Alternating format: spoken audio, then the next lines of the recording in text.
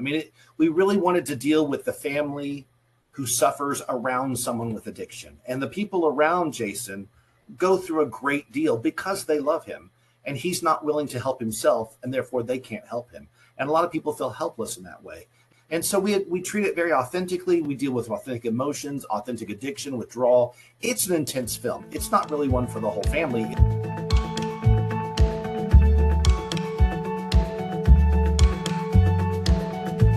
Hello, ladies. Welcome to the Braided Faith podcast. I'm so glad y'all are here with us today. And today I have the privilege of sitting down with two incredible storytellers shaping the world of faith-based films.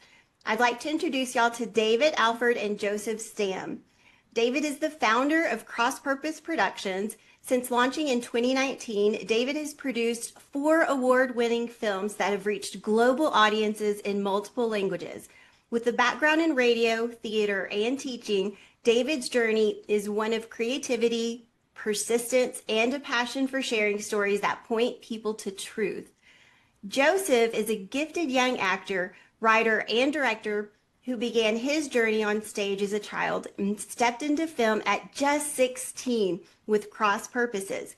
Now at 21, Joseph's work is already recognized internationally with his films streaming on Amazon Prime, Apple TV+, PureFlix, and more.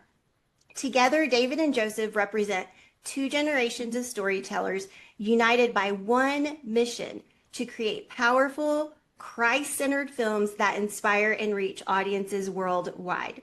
So welcome, David and Joseph. I'm so excited to have y'all here. Thank you. Thank you. For having us.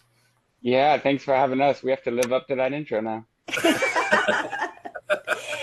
Well, so the majority of the Braided Faith listenerships are moms. So having you both on here to talk about the Christ-centered films is exactly what our mamas are going to be interested in. So thank y'all for being here. I'm really blessed and honored to have y'all. So a couple of weeks ago, I watched Searching for the Elephant, and wow, that was an extremely inspiring story. So I'm just going to dive in with that. What inspired that specific film? That film came from an odd creative session in my office where I was looking at medieval castles and their fortifications and methods that people would use to defend castles. And I didn't know much about it. I was kind of researching it. As I was reading it, I kept thinking to myself, this is emotionally what people do. I mean, we have these same kind of defenses for these same purposes in order to keep people away from us and protect our hearts from many things and many people. And so it was a weird jump, but I thought, what would happen if we had 2 people who both had built these strong fortresses around themselves, these walls of stone, and we put them in a room together where they had no one but each other to talk to? And what kind of story would happen as we tried to chip through, defend, and attack those walls?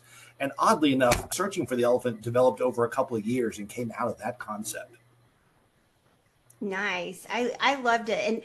And we're going to have to talk about this because I lightly Googled it. I'm not going to sit here and say I researched it, but we're going to have to circle back around. I need to know what Searching for the Elephant means exactly. So Joseph, you were the lead character in this film. Great performance. I loved it. You did awesome. What helped inspired you throughout filming this movie? Oh boy, a whole lot. I think the big challenge in this film was portraying Jason is that he is a drug addict. And it was really important to me to not portray a drug addict, but to portray a 3-dimensional person who happens to struggle with drug addiction. He has the same pain that a lot of us do, and that's just how he numbs it. And so for me, it was the worst thing that could have come from this film is people who have experienced drug addiction or have family members who have, is look at this film and say, that's not accurate. That's not what it's like. And then I would have failed, and then the film would have failed. And so I think that was probably the biggest stressor on me. But it was a really beautiful process in getting to first develop the character myself. A lot of times I develop a backstory for my character, starting with their earliest memories up until when the film starts. And then I researched a lot on my own about the drug addiction and watched countless documentaries and things and tried to understand what it felt like, having no experience in that myself. And so, and then I reached out to some people who were currently in recovery or who had gone through recovery before, and sitting down with them and hearing their stories, it was strange how similar a lot of their stories were to the backstory that I already developed for my character. And then I tweaked things and stuff after hearing from them, and I really tried to let their voices speak through me in this film.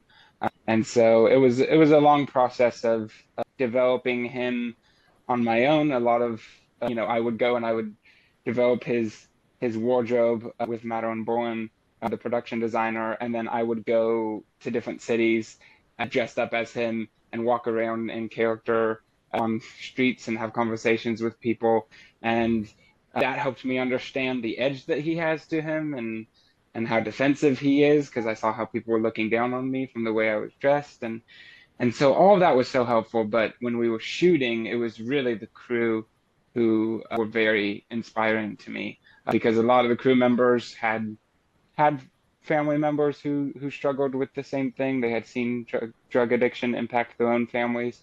And so just seeing the effect that the scenes had on those crew members and seeing how they were able to help me make it authentic in the moment and say, no, this is actually how it would be, was very helpful, heart-wrenching, but helpful. Yeah, yeah. Well, and this, I think what makes this movie so inspiring is there are all those different angles to it, because you have the drug addiction, which sadly many people do deal with that themselves or someone they love goes through. Mm-hmm. I've had alcoholism in my family, and it's very difficult. And so you have that, and then like you were saying, David, also that aspect of the two like hard like personalities trying to get them together. And I know like for me that movie really did inspire a sense of me of I tend to close off from this crazy world, so to speak. Mm-hmm. And so it did help me kind of realize as Christ followers, we are called to have that community and that connection. And sometimes we forget about that, and then we forget about the people that we love that maybe aren't necessarily calling out for help, but they just kind of need that connection. So it was a very inspiring movie.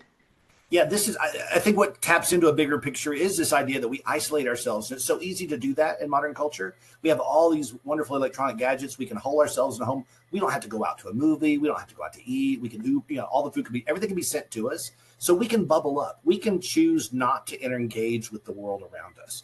And in this story, we've got a grandfather and a grandson who literally never spent any time together ever. The grandfather has holed himself up on his ranch. For 20 years, he's lived there alone and become something of a hermit. And then his grandson, who's in trouble with addiction and the law, is forced to live on house arrest. And so his mother, who's just done with the whole thing, drops her son off at her grandfather's house and leaves him there. And so the two of them must live together for a year and learn about each other and try to learn to get along. And they hate each other at the beginning. It's a comical effect, and sometimes they hate each other. And so the whole idea that these two men have pushed everyone who cares about them out of their lives, and now they're alone together, and now they must decide, are they going to care for each other or not, puts us in a situation where as people we have to say, this person's right next to me and living in the same room as me, but am I really living life with them, or am I just living life adjacent to them? And hopefully the film will challenge people to move beyond that. Yeah, I definitely think it will. I mean, because it does me, or it did for me, and it was great. It gave me a lot to think about when I was done watching it. I was like, oh wow, okay, yeah, I need to think about this a little bit. So, okay, so let's circle back around. What does chasing the elephant mean? Searching for the elephant, that is a rancher's term. It's what they would say when there's a hired hand maybe at a ranch who they can tell isn't wanting to stick around to that ranch. He's not loyal. He's just looking for the next best opportunity at the ranch over the hill. And so he's always searching for the elephant. He's always searching for that perfect place that he's going to finally settle down, but that perfect place doesn't actually exist. He's searching for the elephant. Okay, and it is searching for the elephant. I think I said chasing. No, you're good. Awesome. Well, thank y'all for sharing that with me because it was a beautiful film, and of course, that's off the top of my head, so I wanted to talk about that. Are there any other films? I know that you've had some award-winning films. Are there any other films that you want to share with us that maybe we should go out and watch? I mean, probably, I'm sure you want us to go watch all of them, but Yes, well, our films are mostly all on Amazon Prime. They're on PureFlix. They're on Tubi. They're on Apple TV. But we have several films, and they kind of range in our catalog from really super family friendly to Elephant, which is kind of a more intense film. I mean, we really wanted to deal with the family who suffers around someone with addiction. And the people around Jason go through a great deal because they love him. And he's not willing to help himself, and therefore they can't help him. And a lot of people feel helpless in that way. And so we treat it very authentically. We deal with authentic emotions, authentic addiction, withdrawal. It's an intense film. It's not really one for the whole family. It's one for older teens and adults. But we have a film called Found, which is our first feature-length film that we made that is about a family. And Joseph happens to be the lead actor in that one too. And that's about a boy who lives off the grid with his grandparents who pass away, with his grandmother who passes away, and now finds himself coming down off the Appalachian Mountains and living in modern society for the first time. And he doesn't know much about anything. He doesn't know about the internet. He doesn't know about cell phones. He knows nothing about anything. But he is a boy with a true heart, and he's been raised in the faith, and he understands what is right and wrong, but he doesn't understand this modern world. And so he's thrown into a family that has a lot of crises and issues going on. And a lot of drama ensues around that, including nearly killing a hamster on accident. I mean, it's really traumatic stuff. So the hamster does just fine, though. But it's got kids of all ages in it, the whole family affair. And it really is a heartwarming story. I can't tell you how many people said I was crying at the end, but it was tears of joy. So Found is out there. And there's a Found that's like a horror flick. That one's not us. Ours just has a period at the end, and it has a picture of Joseph standing in the woods on the label. So when you see it, that's the one that's us. Go for that one. The one with the slasher, pass that one on by. We also have. No, thank you for sharing that. Yeah. The internet's a tricky place. Royal Ashes is our second film, and that one is a film about kids who are left basically alone by parents who kind of defaulted from their parenting, and the oldest son must take care of his younger siblings. And there's quite a bit of drama in that, but there's quite a bit of love and attention and affection in that too. And it's a drama, but it's got a lot of laughter and joy in it as well. And a really nice, tender family feature film. Probably not for the itty bitties. There's no cute hamster in that one, but definitely for kids. And one that there's kids in it and they all can enjoy it. So we have a range of films I hope people will check into. There's a lot of good quality films out there right now. Our philosophy kind of tends to be a little bit more towards gritty realism. Partly is a philosophy that Joseph and I have, is that we feel like if we're going to speak stories to the world like the Bible does, we're not going to pull a lot of punches, because if we whitewash the world around us and only present the most sunniest, cleanest white side of it, then people don't recognize their world in that.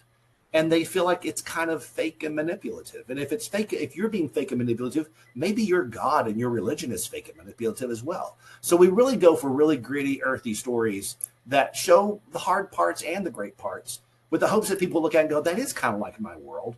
And I do agree with that. And maybe there is a very real God functioning in the heart of all that. And that's important to us. So that's kind of our philosophy as filmmakers.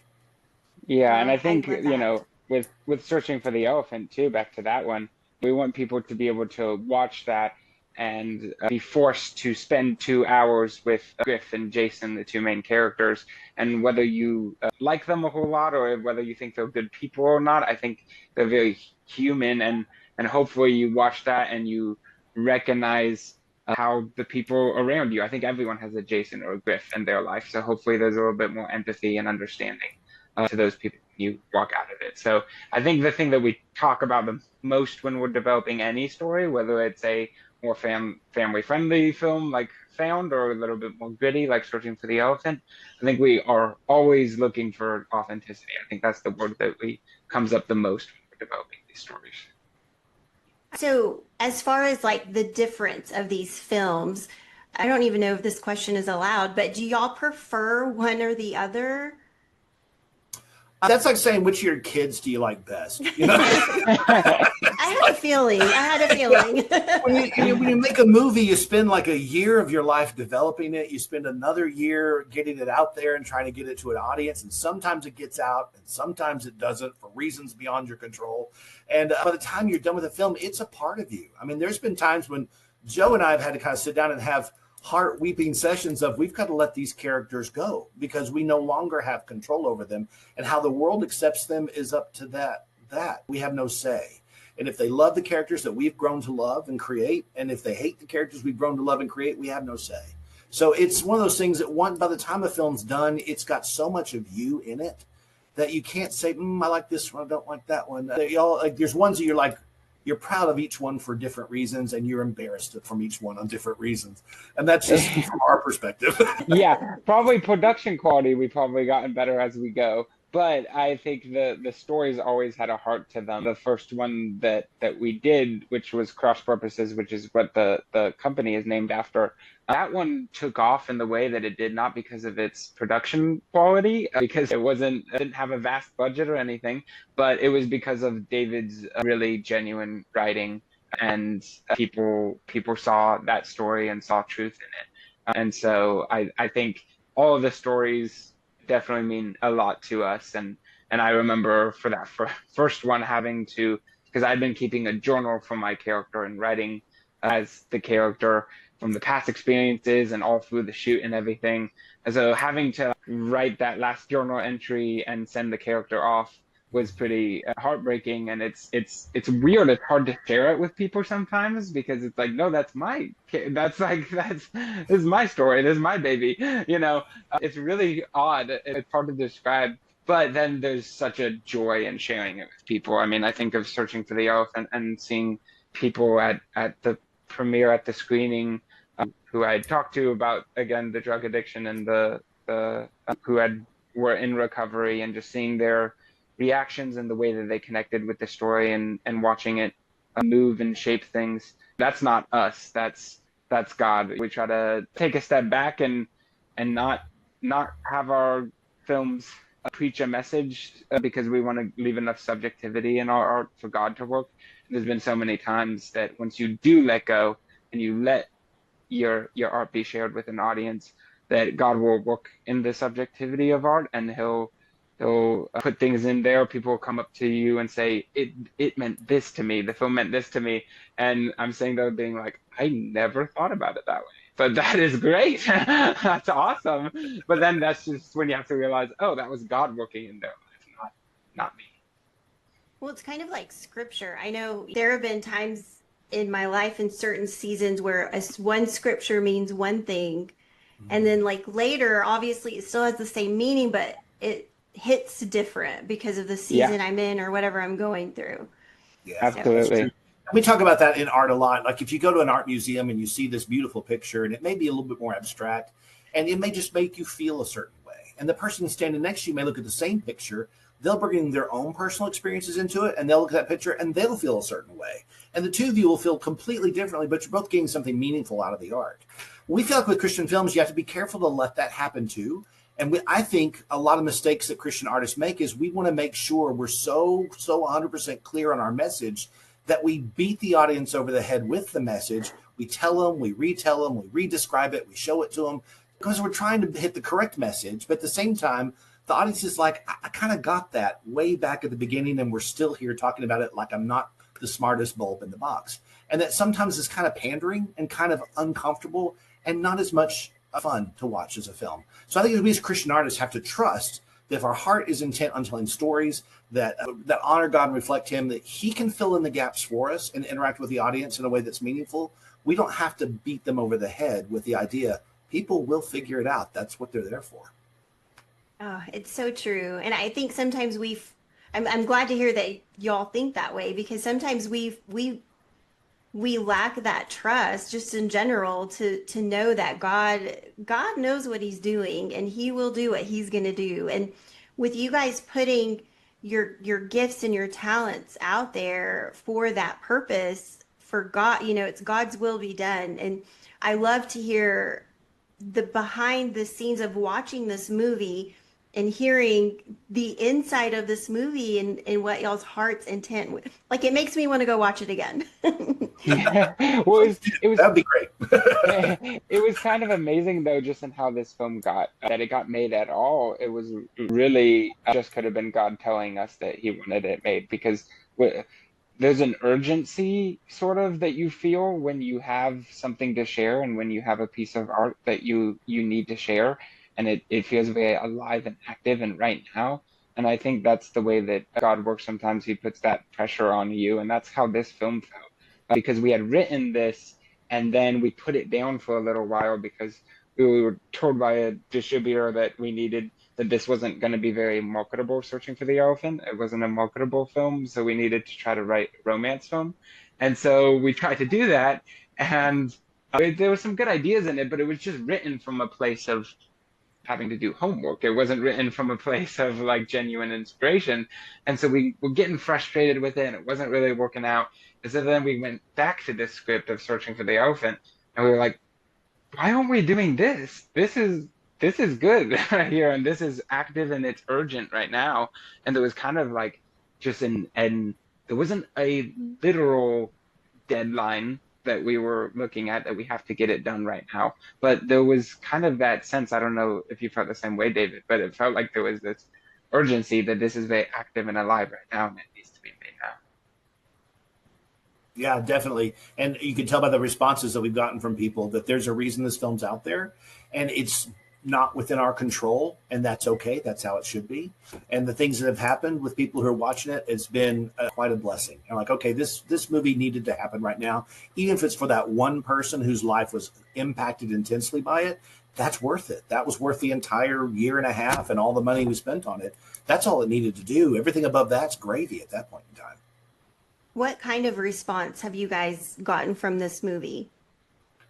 Joe's had a lot of personal. Tell him some personal responses you've had from screenings and stuff. Yeah, definitely. So it was running in a theater for a little while, for a few weeks, and so every once in a while I would just kind of pop in and sit in the back of the theater and more watch the audience's reactions more than the movie at that point. But it was great because I mean, first we had that premiere night and had a lot of people telling me about how authentic but hopeful it seemed, and that it really connected with them, and just had a lot of tearful conversations with people. Drug recovery program asked to use it as a part of their program because they thought that it was so authentic, but then hopeful at the end.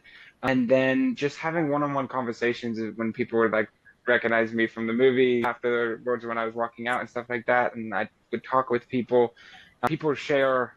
It's an interesting thing when people see you in a movie, then they think that they already know you since they've been watching you for 2 hours. And so you get to kind of have these very personal conversations with people. So obviously I won't show details of those, but I definitely had one young man who was struggling with drugs at the time, and the film was very hopeful for him. He felt like he could see a path forward after watching the film. And so we stayed in touch for a little bit and got him some help. And so it just interactions like that and seeing people respond to the generational trauma sort of themes in it and the family dynamics was just, it was very humbling again, just to see God working in that because it was kind of beyond what we could have intended. Oh, definitely. The family aspect of the story is big because I don't know, your area is probably similar to ours. It's hard to find a family who's not been touched by addiction in some way, shape, or form. And people you least expect, the most upright, wholesome families you ever met, they're like, oh, yeah, I've got a brother who struggled with it for 10 years, and I've lived through some of what that's in there. So the film was as much about the family around the two men as the men themselves, because there's so much that's unrequited by what they do. The mother, Jason's mother in the story, I think, who's beautifully played by Sharon Lanier. We literally, when she came up and auditioned, she's an African American woman. She came up and auditioned, and her audition was so powerful. We're like, yeah, that's her. That's the mom. So we switched. We went back and rewrote the script so she could play the mom, and it was beautiful, and it added so much richness and texture.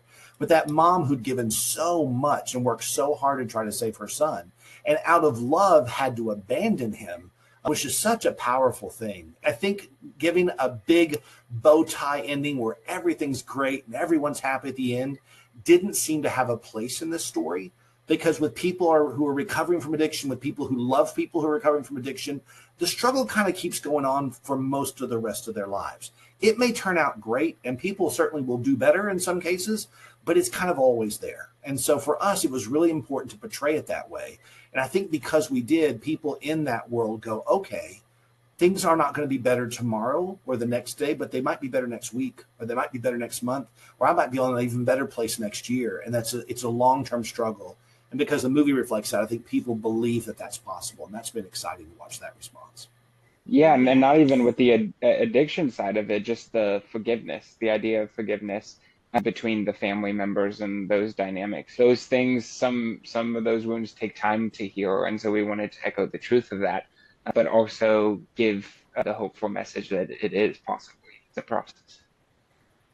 Yes, well, I think you guys captured that very well from what the movie I watched. Y'all captured that very, very well. Because like I said, I've dealt with alcoholism in my family. And like you were saying, Joseph, there is that aspect of, even if someone's doing better in their sobriety, there is still always something in the back of your mind. Like, and it's not necessarily an unforgiveness, but it's a guard, I guess you could say, guarding your heart. Yeah. It's true. You do have to, that is the reality of it. If it could be someone gets clean and sober and everything's perfect for the rest of everybody's life, that's great. But a lot of times people do go back and forth, and the people around that are trying to love and care are at the same time getting hurt. And so there is that aspect of it of people need to heal and forgive. Forgiveness is that's a beautiful message. So absolutely. Well, it's fun to see. It's fun to talk to Joe, because Joe, I think people have wished him well from his recovery of cancer, which he's never had. They wish him well from his drug recovery, which he's never had. He's really gotten lots of love for all the struggles in his life through all the films he's lived through. People have a hard time separating actors from their stories. So poor Joe, when he's on these film interactions, he gets all kinds of stories because people are like, well, you would know, you've been there. I'm like, I was in a movie. Yeah. Well, that just shows how great of acting you do, because they believed you. So in terms of writing, do you two gentlemen write these together? Like y'all sit, how does that process work? Oh, it's painful, and there's often medication involved. It's one of those things where we have an office on two opposite sides of the building, and we email because if we're in the same room, we might throw things at each other. It's weird having two generations of people write stories. And at first glance, people look at us and go, well, y'all are an odd couple. And yes, we are, because Joseph's young enough to be my son. Not my grandson, but my son. He's old enough to be that, so just to make it clear. But yeah, well, I'll write something and I'll send it to Joe. I'll email it to Joe upstairs, and he'll write something back on it. He'll email back to me. I'll get mad that he changed my favorite part. I'll email it back to him. He'll get mad that I rewrote his favorite line, and then he'll get back to me. And after about 3 or 4 months of that, we usually come up with a pretty decent script.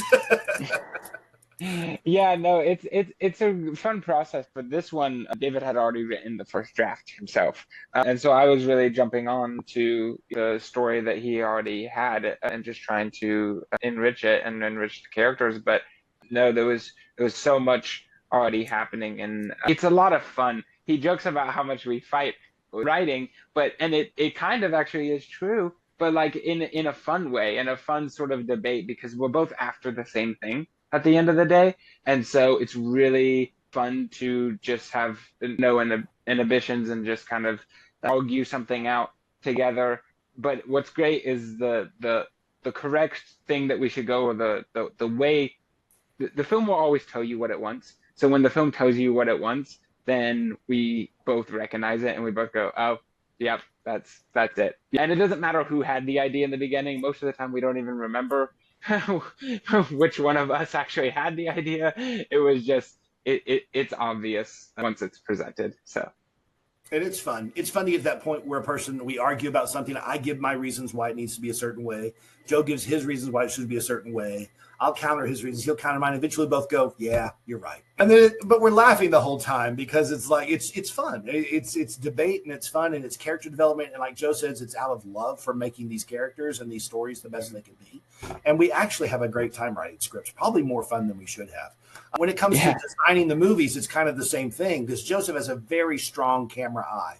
When he closes his eye, I mean, he's the generation that's grown up on video. So when he closes his eyes, he sees the whole film in his brain, fully developed, camera ready. And I just see two people talking in a black box, and I'm hearing the things they're saying to each other, and I'm hearing how one person counters one idea and how they present another, and I have a great time writing dialogue like that. But I can't see it until Joseph starts visualizing it in his head. And that's where the real fun development kicks in. And there's once 3 or 4 months of preparing the film before we actually sit down and shoot it. And then once we got onto the set, Joseph became a lead actor and he lost all of his authority. And I became the boss, which was a lot of fun too, because I could then ignore all the things I thought he was wrong about.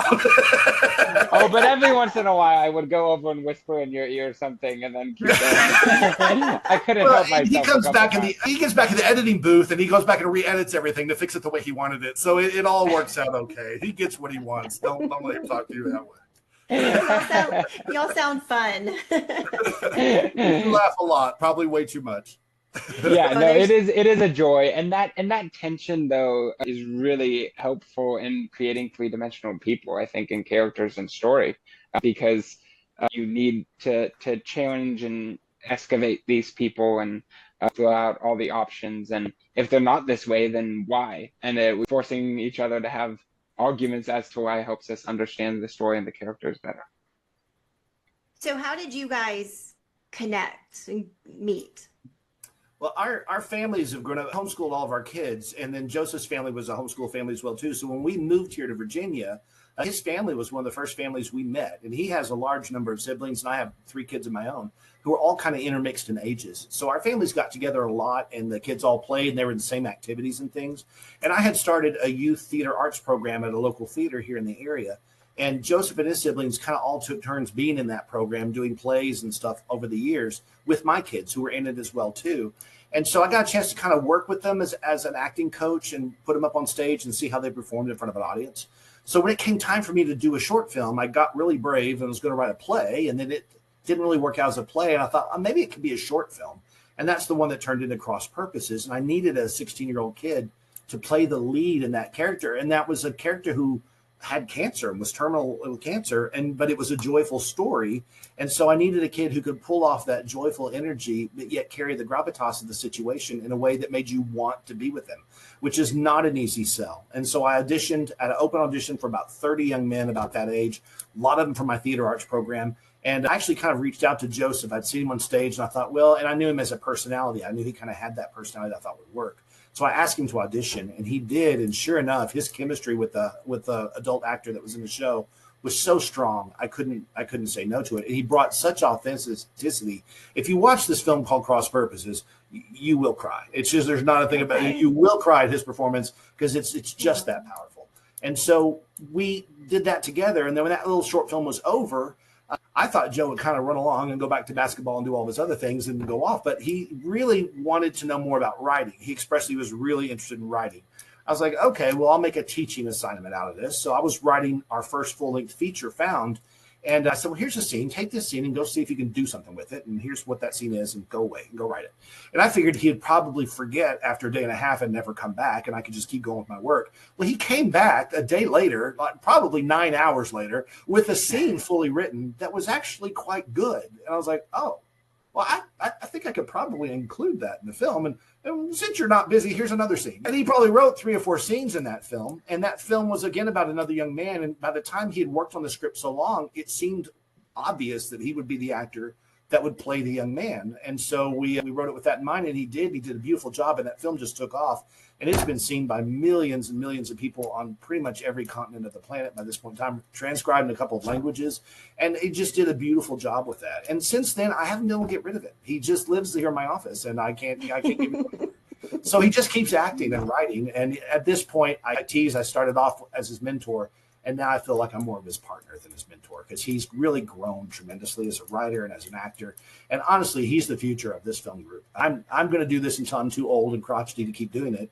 And I'll just sit in my old chair in the living room with my camera, and I'll just yell at them on set from there while they do all the work. But Joe's really got years and Yeah, years. I was about to say, you're never going to stop. I don't know what you're talking about. But David's too humble. He's definitely mentored me and helped me. And I've learned a lot about both life and artistry through him. And so, I'll always enjoy working with him. But again, in the beginning, why the films took off in the way that they did, again, I think you could have had any half decent actor there or a cinematography or anything, but I think people really recognize the truth in David's writing. And so that I've always been very attracted to that. And yeah, he's very talented. Oh, well, thank you for sharing that. I love that. So, what's ahead for Cross Purposes Productions? What do you have going on? Is there anything we can keep an eye out for? That's a good question. Yeah, it's a good question. Having scripts, it's kind of like having a garden in your backyard. You just kind of plant a whole bunch of seeds and see what grows. And so I think the story that we're working on right now, we're about to go into another shoot for a short film. This will be our second short film we filmed. And it's in October. I think we got about 3 weeks until we go on set.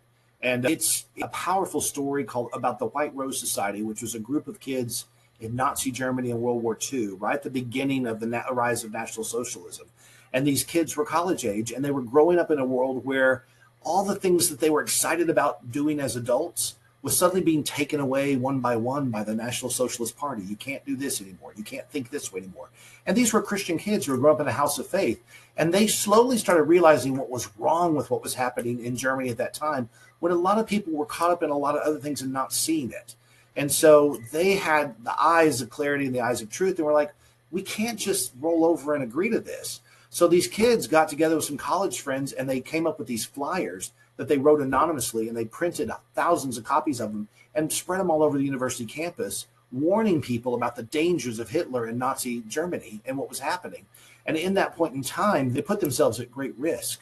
And it's a hard story, but this is a short story that is a scene from that film that we're producing as a proof of concept and as a short film to hopefully get the whole script, which we've already written, made into a full feature film.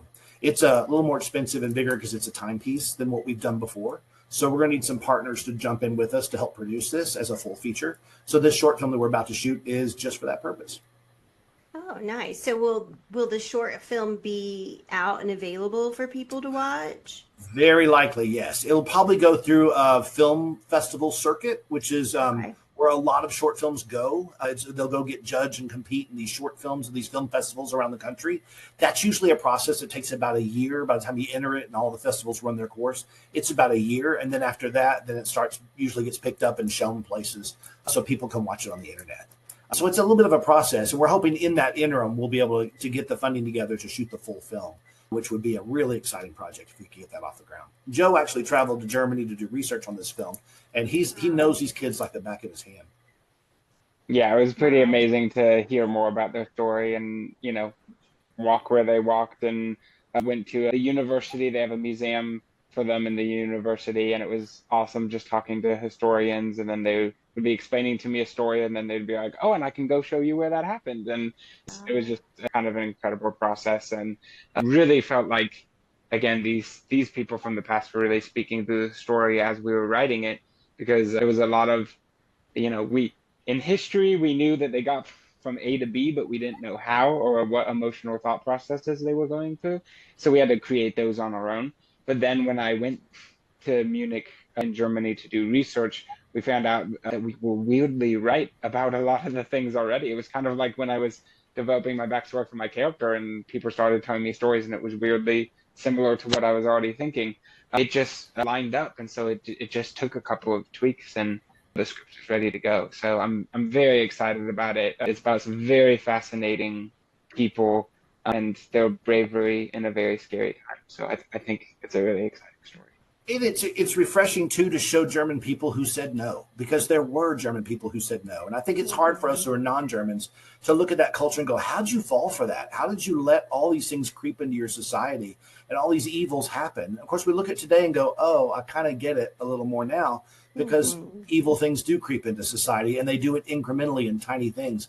But there were people who were aware. They had the Bible to compare truth and falseness to, and they saw that because they were anchored to an anchor, they saw the changes. And these kids were those kids. And so they stood up, and like many Germans did, and ultimately gave their lives for it. But it's a surprisingly joyful film full of life and youth and energy and dancing and music and kids who just wanted to live. They just wanted to be alive. And so we spend our time, rather than making kind of another dusty World War II movie, we kind of went for bright, colorful youth coming of age film, and kind of in the surface of this very grim time. Awesome. I can't wait to watch that. So you'll do a short film and then hopefully get it to like a longer film. Is that how the process is going to work? Yeah, use this short film as a proof of concept to pitch to studios and things, and to send to festivals and get buzz about the film. And then hopefully people will find people who want to go in with us on this film and make the full 2-hour film that we already have written and ready to go. That's awesome. I'll be praying for you guys. That sounds like Thank you. something that would be definitely interesting and possibly needed for all of us to watch. So Thank you. Thank you. It seems like a timely story. Yeah. yeah, definitely. Well, I won't keep you guys much longer. I have one more question. I ask all of my guests this question. So my mission here is to help women balance tradition in an untraditional world. So I know y'all are men, but we need to hear from the men. So you're young, Joseph, but I could probably go on a long spew on this, but men cannot lose their voices to women. We need y'all's voices. We need y'all's advice. As a wife, I need my husband to lead me. So what is one piece of advice that you guys could give to help women balance tradition in an untraditional world? And there's no wrong answer, because everybody sees or thinks something different with tradition. And I've realized that because I asked this question, and it's different. I very seldom get the same answer. So no wrong answer. No wrong answer, Joe.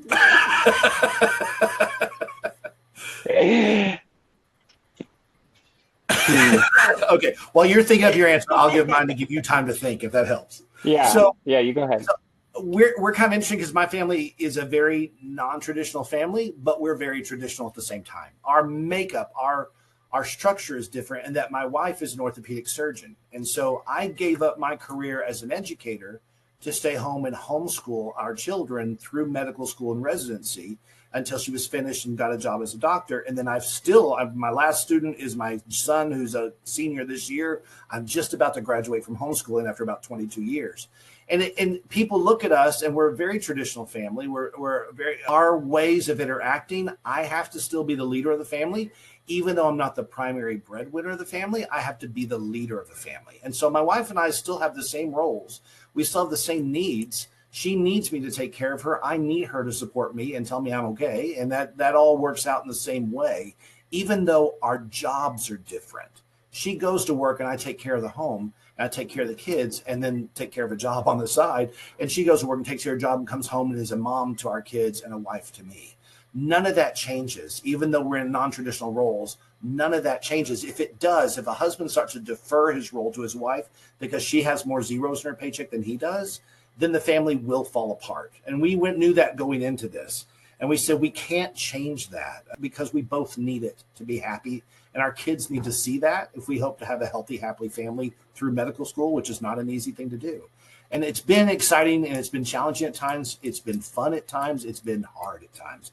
But maintaining our care for each other in the way that men and women traditionally care for each other has been critical through all of that. That's the only way we can stay a happy family. So that's my 2 cents on it.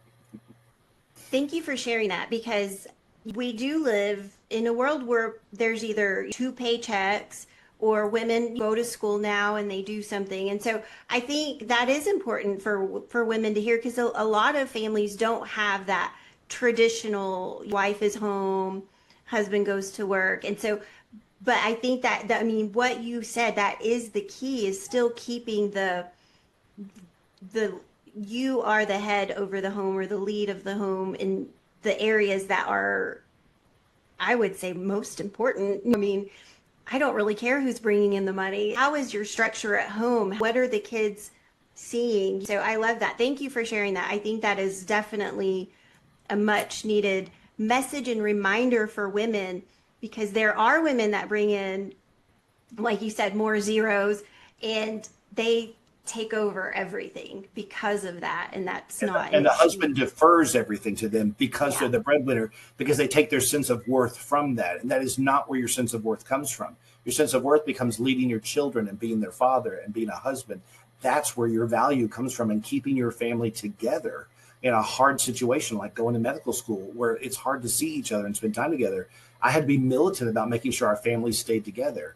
And that doesn't have anything to do with money, but it has everything to do with having a whole and happy family at the other end, which unfortunately doesn't happen a lot in medical school. A lot of families are torn apart by that.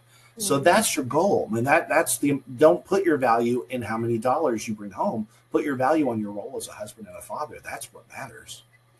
Oh, I And love I that. would say, I'll just go off of that. And on the flip side of that, you want to make sure that a husband, what I see a lot of times, I think, at least from the outside looking in, is that sometimes if the husband is the breadwinner and is out there doing the job, that seems they seem to think that alleviates some of the responsibility for the spiritual and emotional leadership in the household, which is actually just as much, if not more important, than the physical. I always look for that sort of balance too, because to me, at least, especially in this context, what leadership really means is responsibility, is just the responsibility at the end to be the one to have to answer to God for the family, sort of thing. And so Mm. I think you don't, not that the husband literally needs to be doing everything in the house, obviously, it's a partnership, but he needs to be responsible to make sure it is getting done. And so I think I really look for that, and I guess that's more towards advice from men, but for women, not to feel like it's all up to them to, if they're not making the most money in the relationship, that the rest is up to them and they're on their own for it. You're not, and that's not how that should work. The emotional and spiritual growth and leading that should be something that the husband's very involved in as well. And I think it's easy for guys sometimes to check out when we made the paycheck and everyone's physically healthy, and then okay, we're good. But there's much more important things than You were very wise for your age, Joseph. Just Yeah, he kind saying. of is. Yeah, he's an old soul and I'm a big kid. That's how we work together. that. We meet in the middle. But no, I mean, that is very good advice, because I know, at the beginning of my marriage, and I've been married for a little over 10 years, we both worked. And then, over the years, I was able to drop down to part time or whatnot. And then suddenly I found myself being a housewife and not working. And there is balance with that. It was very hard for Mhm. me to put any more, like, I'm trying to figure out what the word is, because my husband was bringing home the paycheck. I didn't want to put any other responsibilities on him. And it took Hmm. a while for me to realize he's still the spiritual leader. He still has men have a big responsibility. And David, I think that's why they tend to just kind of relinquish it. And I can't do this. See, there is a lot of responsibility. It's not just, okay, everybody's healthy, we're good. It's Hmm. not that. There is so much more to Yeah, it. So yeah. great. I loved both of y'all's answers. Thank y'all. Thank you. Thank Well, you. Good is there question. is there anything else that you guys want to share with us before we say bye to y'all? If you want to know more about our films, you can go to our website. It's www.crosspurposes.productions. All of our films are listed there, and you can click on the film and under more information. And all the links to all the platforms you can watch it on are right there. So you can click on it; it'll take you right to the film, and you can watch it there. So if you want to see, if you go to one place and find them all, it beats kind of googling each film individually. But that's crosspurposes.productions is where you find us. Perfect. Well, and I will have all the links in the show notes. And you guys, if y'all have a chance, go watch Searching for the Elephant. It's such a good film, and it encompasses so many different important topics and things that will make you think. So go and watch that film.